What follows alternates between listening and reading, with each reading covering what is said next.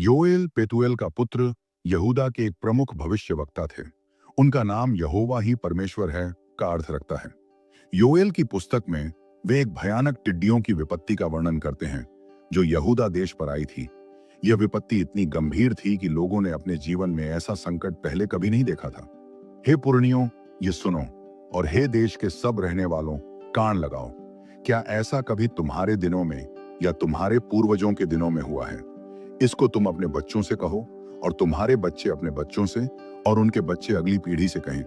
जो कुछ काटने वाली टिड्डी ने छोड़ा उसे बढ़ती टिड्डी ने खाया, और जो कुछ बढ़ती टिड्डी ने छोड़ा उसे उड़ती टिड्डी ने खाया, और जो कुछ उड़ती टिड्डी ने छोड़ा उसे नाश करने वाली टिड्डी ने खाया।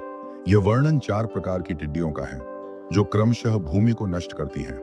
यह केवल एक प्राकृतिक आपदा नहीं थी, बल्कि परमेश्वर की ओर से एक चेतावनी थी जो लोगों को उनके पापों से पश्चाताप करने के लिए दी गई थी। हे मदिरा पानियों, जागो और रो। हे सब दाख मधु पीने वालों, चिल्लाओ, क्योंकि तुम्हारे मुख से मीठा दाख मधु छीन लिया गया है। क्योंकि एक जाति ने मेरे देश पर चढ़ाई की है, वह बलवान और अनगिनत है। उसके दांत सिंह के दांतों के समान हैं और उसके जबड़े सिंहनी के जबड़ों के समान हैं।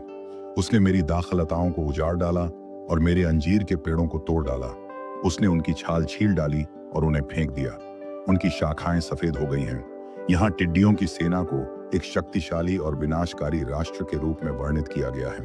यह यहूदा के लोगों के लिए एक चेतावनी थी कि यदि वे परमेश्वर की ओर नहीं लौटते तो और भी गंभीर संकट आ सकते हैं। हे याजकों, टाट ओढ़ो और विलाप करो। हे वेदी के सेवकों, चिल्लाओ। हे मेरे परमेश्वर के सेवकों, आओ, रात भर टाट ओढ़े रहो, क्योंकि तुम्हारे परमेश्वर के भवन में अन्न और पेय अर्पण नहीं रह गया है। उपवास का दिन ठहराओ, एक पवित्र सभा बुलाओ। देश के सब पुरनियों और सब निवासियों को अपने परमेश्वर के भवन में इकट्ठा करो और यहोवा से दुहाई दो। योएल लोगों को उपवास, प्रार्थना और पश्चाताप के लिए बुलाते हैं। वे कहते हैं कि यह समय है जब सभी को परमेश्वर की ओर लौटना चाहिए और उसकी दया की याचना करनी चाहिए। योएल की पुस्तक हमें सिखाती है कि जब हम संकट में होते हैं तो हमें परमेश्वर की ओर लौटना चाहिए। वह दयालु और करुणामय है, और यदि हम सच्चे मन से पश्चाताप करते हैं तो वह हमें क्षमा करेगा और हमारी भूमि को बहाल करेगा। योएल की पुस्तक में वर्णित टिड्डियों की विपत्ति और सूखे ने यहूदा की भूमि को बंजर बना दिया था। इस प्राकृतिक आपदा ने लोगों को यह सोचने पर मजबूर कर दिया कि कहीं यह परमेश्वर की ओर से एक चेतावनी तो नहीं। योएल नबी ने इस संकट को आत्मनिरीक्षण और पश्चाताप का अवसर बताया। हे याजकों, टाट ओढ़ो और विलाप करो। हे वेदी के सेवकों, चिल्लाओ। हे मेरे परमेश्वर के सेवकों, आओ, रात भर टाट ओढ़े रहो, क्योंकि तुम्हारे परमेश्वर के भवन में अन्न और पेय अर्पण नहीं रह गया है। यहाँ योएल याजकों और पुरोहितों को टाट पहनने और विलाप करने का आदेश देते हैं, जो पश्चाताप और शोक का प्रतीक है। वे उन्हें रात भर टाट ओढ़े रहने को कहते हैं, जिससे उनकी गंभीरता और समर्पण प्रकट होता है। उपवास का दिन ठहराओ, एक पवित्र सभा बुलाओ। देश के सब पुरनियों और सब निवासियों को अपने परमेश्वर के भवन में इकट्ठा करो और यहोवा से दुहाई दो। योएल सभी लोगों को उपवास और प्रार्थना के लिए एकत्रित होने का आह्वान करते हैं। यह सामूहिक पश्चाताप का प्रतीक है, जहां सभी लोग मिलकर परमेश्वर से दया की याचना करते हैं। हाय उस दिन के लिए, क्योंकि यहोवा का दिन निकट है। वह सर्वशक्तिमान की ओर से विनाश के समान आएगा। यहाँ तो प्रभु का दिन एक चेतावनी है जो बताता है कि यदि लोग पश्चाताप नहीं करते तो और भी बड़ा विनाश आ सकता है। यह दिन परमेश्वर के न्याय और शक्ति का प्रतीक है। क्या हमारे देखते देखते भोजन नहीं कट गया? क्या हमारे परमेश्वर के भवन से आनंद और हर्ष नहीं मिट गया? बीज अपने ढेले के नीचे सड़ गया है, भंडार सूने पड़े हैं, अन्नागार ढह गए हैं, क्योंकि अन्न सूख गया है। पशु कराहते हैं, गायों के झुंड भटकते हैं, क्योंकि उनके लिए चराई नहीं रही। भेड़ों के झुंड भी नाश हो गए हैं। हे यहोवा, मैं तुझसे दुहाई देता हूँ, क्योंकि अग्नि ने जंगल की चराई को भस्म कर दिया है और ज्वाला ने मैदान के सब वृक्षों को जला दिया है। यहाँ तक कि मैदान के पशु भी तुझसे हाँफते हैं, क्योंकि जल की धाराएं सूख गई हैं और अग्नि ने जंगल की चराई को भस्म कर दिया है। यहाँ योएल भूमि और प्राणियों की पीड़ा का वर्णन करते हैं। सूखा और टिड्डियों की विपत्ति ने सब कुछ नष्ट कर दिया है। यह चित्रण लोगों को यह सोचने पर मजबूर करता है कि यह सब उनके पापों का परिणाम है। योएल की पुस्तक हमें सिखाती है कि संकट के समय हमें परमेश्वर की ओर लौटना चाहिए। पश्चाताप, उपवास और प्रार्थना के माध्यम से हम उसकी दया और क्षमा प्राप्त कर सकते हैं। यह भाग हमें यह भी सिखाता है कि सामूहिक प्रार्थना और पश्चाताप का कितना महत्व है। तुरही फूंको, यही शब्द इस खंड की शुरुआत करता है। ये एक साधारण घोषणा नहीं, बल्कि यहूदा के निवासियों के लिए चेतावनी थी। योएल 2:1 कहता है, सिय्योन में तुरही फूंको, मेरे पवित्र पर्वत पर ध्वनि करो, देश के सब रहने वाले कांप उठें, क्योंकि यहोवा का दिन आता है, वरन निकट ही है। यह तुरही युद्ध की पुकार है, लेकिन यह कोई मनुष्य का युद्ध नहीं, यह यहोवा का दिन है, परमेश्वर का निर्णय काल। अंधकार और अंधियारे का दिन, बादल और घोर घटा का दिन। जैसे भोर पर्वतों पर फैली जाती है, वैसे ही एक बड़ी और शक्तिशाली जाति आती है। उसके समान न तो कभी हुई है और न फिर कभी पीढ़ी पीढ़ी तक होगी। योएल 2:2। इस दिन का स्वरूप अंधकारमय, भयावह और अप्रत्याशित है। यह दृश्य न केवल प्राकृतिक विनाश का प्रतीक है, बल्कि आत्मिक चेतावनी भी। योएल इन विपत्तिकारी शक्तियों को सेना कहते हैं, लेकिन यह कोई सांसारिक सेना नहीं, यह स्वयं यहोवा की सेना है। उनके आगे आग निगल जाती है और उनके पीछे ज्वाला भस्म करती है। उनके आने से पहले भूमि उपवन के समान है और उनके पीछे उजाड़ जंगल है। पद 3।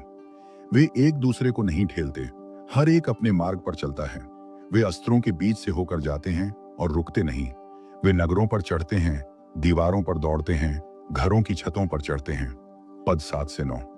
उनके आगे पृथ्वी कांप उठती है, आकाश थरथराने लगता है, सूर्य और चंद्रमा अंधकारमय हो जाते हैं और तारागण अपना प्रकाश रोक लेते हैं।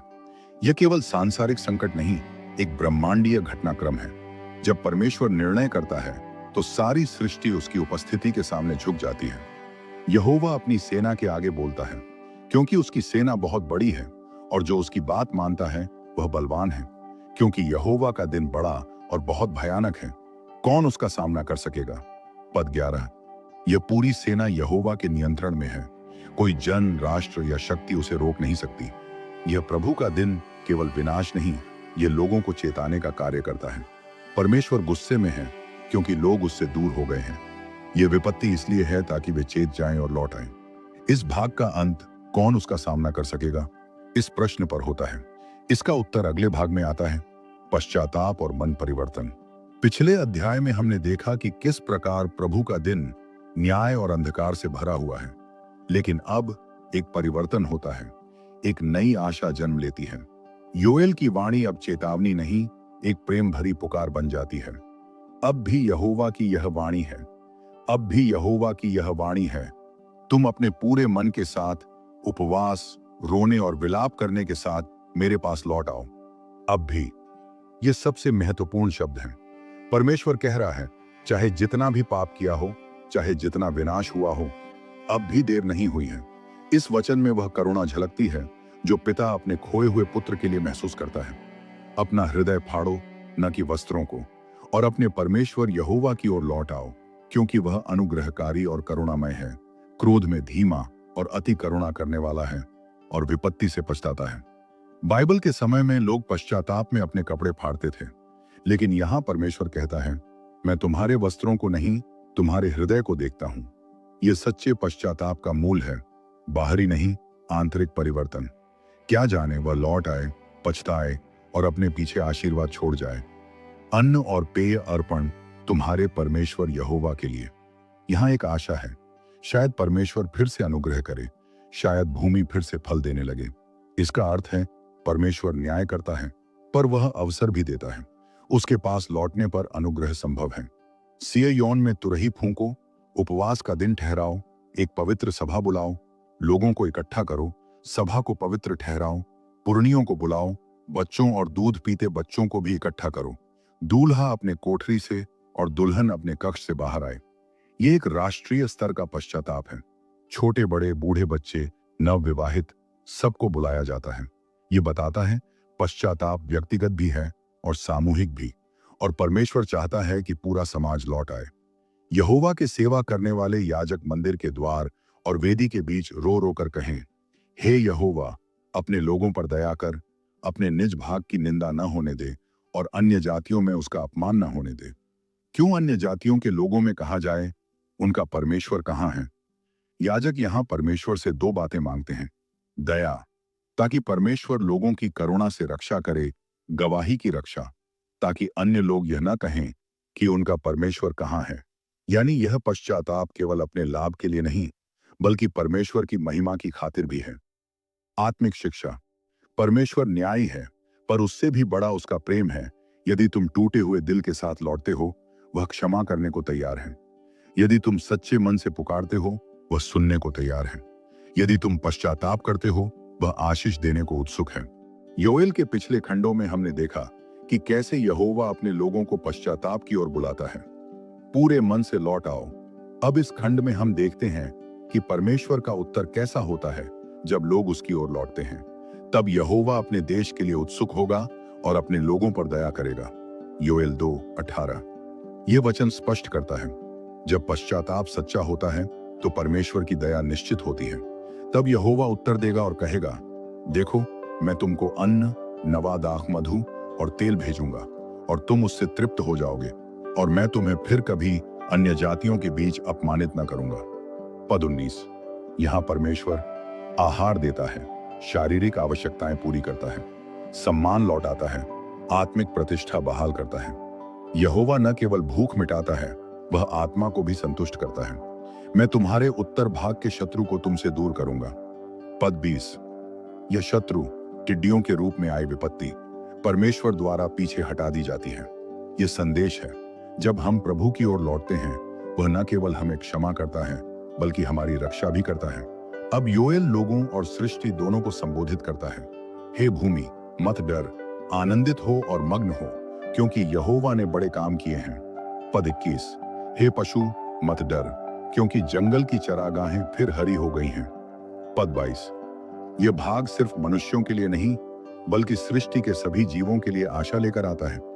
प्रकृति भी उस विनाश से मुक्त होती है जो पाप के कारण आया था। अंजीर और दाखलता अपना पूरा फल देंगी। पद 22।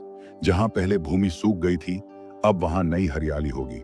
जहां पहले टिड्डियों ने सब नष्ट किया, अब वहां बहाली, बहार और फल होंगे।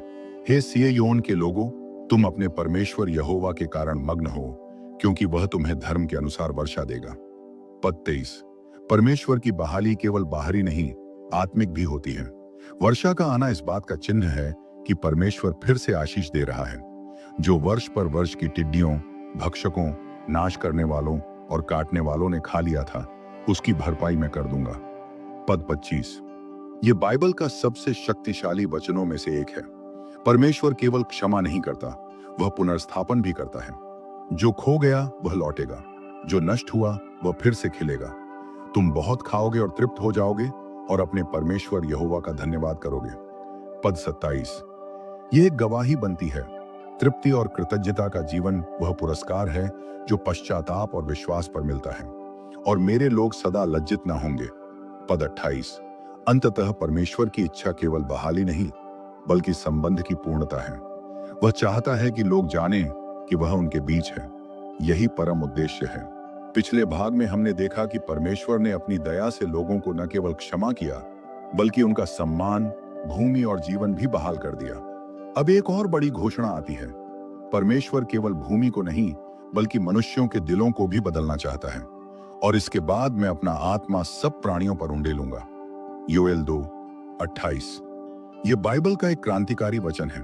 पहले आत्मा केवल कुछ विशेष लोगों पर आता था, नबी, राजा या याजक। अब परमेश्वर कहता है, मेरा आत्मा सब पर उंडेला जाएगा। इसका अर्थ है, कोई भेद नहीं रहेगा। अमीर गरीब, स्त्री पुरुष, जवान बूढ़े, आत्मिक सामर्थ्य और दर्शन सबको मिलेगा। तुम्हारे बेटे और बेटियां भविष्यवाणी करेंगे, तुम्हारे पुरणीय स्वप्न देखेंगे और तुम्हारे जवान दर्शन देखेंगे। यह केवल पुरुषों के लिए नहीं, बेटियां भी भविष्यवाणी करेंगी। यह केवल जवानों के लिए नहीं, वृद्ध भी आत्मिक दृष्टि पाएंगे। यह आत्मा का सशक्त लोकतंत्रीकरण है, सबके लिए उपलब्ध। और उन दिनों में अपने दासों और दासियों पर भी अपना आत्मा उंडेलूंगा। यह वचन सामाजिक क्रांति की घोषणा करता है। यह कहता है कि प्रभु के सामने कोई छोटा बड़ा नहीं। जो लोग समाज में सबसे नीचे माने जाते हैं, परमेश्वर उन्हें भी अपनी आत्मा से भर देगा। और मैं आकाश और पृथ्वी पर अद्भुत काम दिखाऊंगा, अर्थात लहू, आग और धुएं के खंभे। पद 30। यह भविष्यवाणी केवल आत्मिक जागृति की नहीं, न्याय के दिन की भी है। जिस दिन प्रभु लौटेगा, उस दिन प्रकृति भी कांप उठेगी, सूर्य अंधकार हो जाएगा और चंद्रमा लहू समान हो जाएगा। पद 31। यह सब कुछ प्रभु के महान और भयावह दिन से पहले होगा।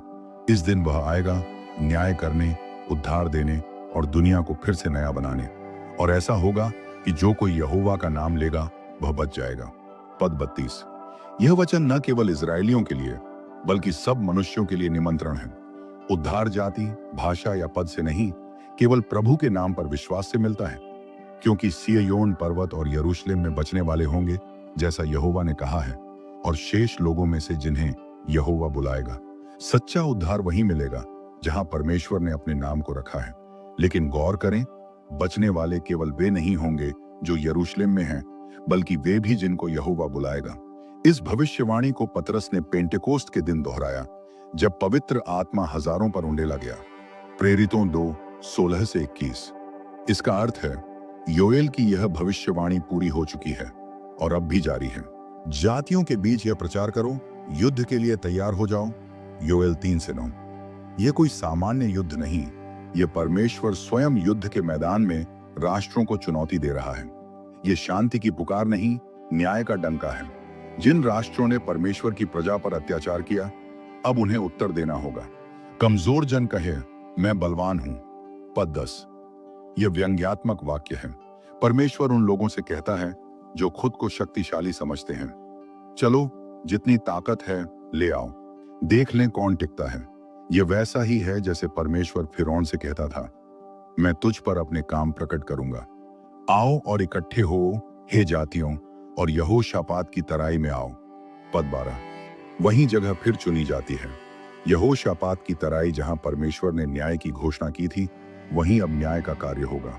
परमेश्वर कहता है, मैं वहीं बैठकर सब जातियों का न्याय करूंगा। हंसिया चलाओ क्योंकि कटनी तैयार है। आओ और दाखरस की हौद में अंगूरों को रौंदो। पद 13। यह बहुत ही शक्तिशाली प्रतीक है। कटनी, हार्वेस्ट, खड्शन, समय पूरा हो गया, अंगूर मर्दन, वाइन प्रेस, अनशन, न्याय का तीखा रूप। यह वही भाषा है जो हम प्रकाशित वाक्य 14:19-20 में देखते हैं, जब प्रभु परमेश्वर शत्रुओं को जैसे अंगूरों को कुचलता है। भीड़ की भीड़ निर्णय की तराई में है। पद 14। यह दृश्य हिला देने वाला है। लाखों लोग खड़े हैं, निर्णय की घड़ी आ गई है। हर आत्मा का हिसाब होगा। यह न्याय का अंतिम दिन है जहां कोई बहाना नहीं चलेगा, कोई छिप नहीं सकता।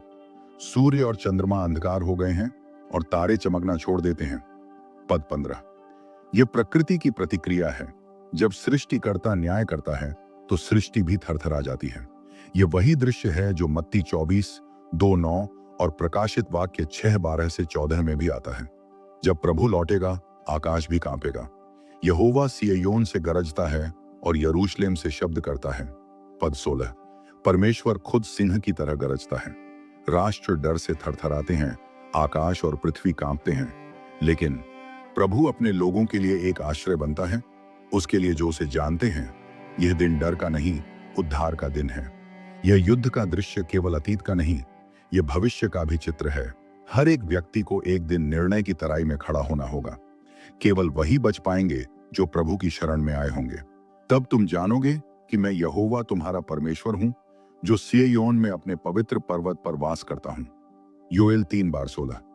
यह पंक्ति घोषणा करती है कि जब सब राष्ट्रों का न्याय पूरा हो जाएगा, तब यह स्पष्ट होगा कि सच्चा और जीवित परमेश्वर कौन है। यहोवा जो सिय्योन में वास करता है। यरूशलेम पवित्र होगा और अन्यों को वहां से होकर फिर कभी नहीं जाना होगा। पद 17। इस वचन में दो बातों की घोषणा है। यरूशलेम अब पवित्र और सुरक्षित रहेगा।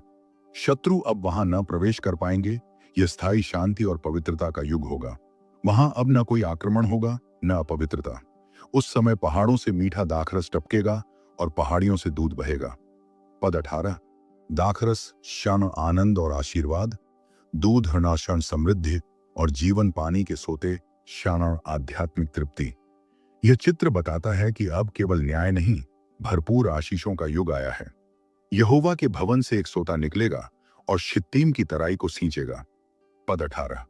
यह केवल जल नहीं, यह जीवन का जल है जो परमेश्वर के मंदिर से बहता है। यह वही जलधारा है जिसे हम यहेजकेल 47 और प्रकाशित वाक्य 22 में देखते हैं। जो परमेश्वर की उपस्थिति से बहती है और सब कुछ नया कर देती है। मिस्र उजाड़ और एदोम वीरान होगा। पद 19।